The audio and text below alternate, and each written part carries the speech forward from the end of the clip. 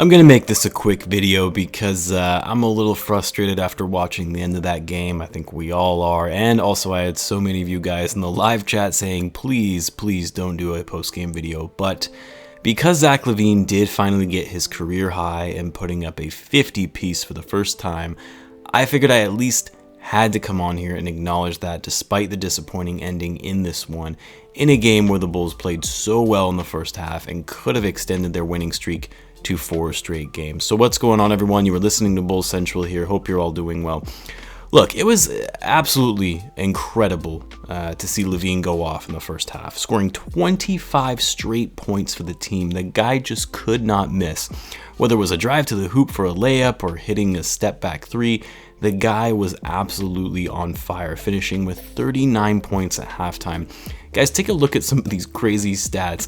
These are the most points by any player in the NBA since 1996 in a first half, which, mind you, that includes Michael Jordan's final years. Lavine is now third on that list, just shy of Klay Thompson and Kobe Bryant. Zach Lavine also is the first Bull to score 30 or more points in the first half since the GOAT himself. Michael Jordan did it in 1997. But of course, none of it really matters if the team as a whole can't close out the game, and the Bulls went ice cold in the second half, letting the Atlanta Hawks go on a 21-4 run in the fourth quarter. And Lavine, after getting 39 points in the first half, the Hawks absolutely shut him down, and he was only able to finish the game with 11 more on 5 for 12 shooting in the second half. Now, what I will say is this, though. This was a bad loss because the Bulls really let things fall apart in the second half. But you also have to remember, the Bulls were playing in a back-to-back tonight, and yes, the Hawks were without some players, but they still had their best players out there, and Trae Young and Clint Capella. And this Hawks team is a good team. It wasn't like the Bulls blew a lead to the Timberwolves, which let's hope that doesn't happen considering the Bulls are going to be playing them on Sunday. But the Bulls looked absolutely gassed by the end of this. And the Bulls, even though they let the lead slip in the third quarter, they actually let the Hawks take the lead there for a period, but then the Bulls bounced back in the fourth and ended up going ahead 99-92 at one point, I believe it was. And then they just completely fell off from there. Guys weren't hustling, guys couldn't hit shots, they couldn't stick with their man on defense. Nothing was going the Bulls' way in those last 5 minutes. Now, some of that I do have to put on Billy Donovan. Naturally the Hawks are going to go into the locker room at halftime and see that Lavine just dropped 39 points on them in 24 minutes. And clearly they were going to make adjustments to ensure that he doesn't get any easy looks and do that to them again. And they did. You saw Zach get double teamed, triple teamed, and guys were standing around. It was as if they were just waiting for Lavine to take over. Donovan has to make adjustments in those instances, understanding that the Hawks have changed their game plan to start the second half and start running offense through, say, Vucevic or even Markkanen, getting him involved. And I couldn't for the life of me figure out why Coby was in the game for so long after missing countless shots in the third quarter. And then even when he did finally start hitting a few shots, they weren't good shots. He was doing stop and pop threes without setting up any kind of play on offense, isolation plays. And when you see the Hawks getting back into the game because the Bulls are playing ISO basketball with guys standing around and not moving or making cuts, that's a problem that you need to address, and that is on Billy Donovan.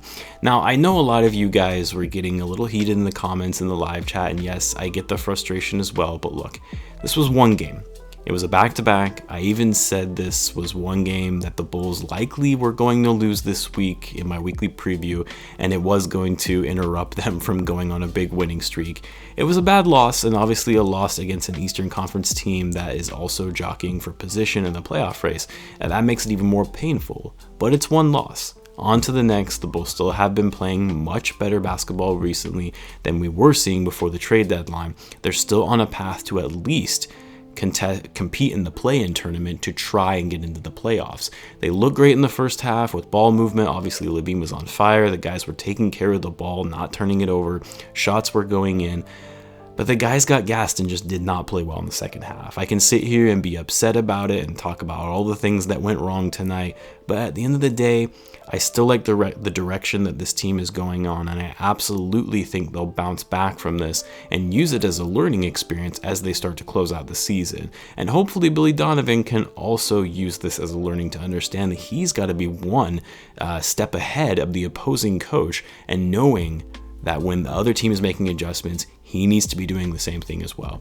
Zach definitely tried to do too much in the second half. I know he really wanted to go for that career high, and I'm glad that he got it, but when he sees he's being triple teamed or shots aren't falling, you have to go another route. Don't go back to your old ways. You have talented, capable teammates that can, actually help you out on offense, just like we saw in last night's game when Lavine was facilitating, getting 13 assists. Don't lose sight of that, because it's easy to get tunnel vision when you score 39 points in a half and think, I want to go for 60 in this game, because it's actually doable, right? Focus on the goal at hand, and that is winning. Anyway, I won't go through the box score or individual stats that I usually do in these post-game videos. It boils down to the fact that the Bulls had a great first half and a bad second half. Lavine finished the night with 50 points. He became the 5th player in Bulls franchise history to do so. He was incredibly efficient in the first half, finishing the game as a whole 18 for 31 from the field, 7 for 12 from 3, and he had 8 rebounds and 5 assists to go along with that.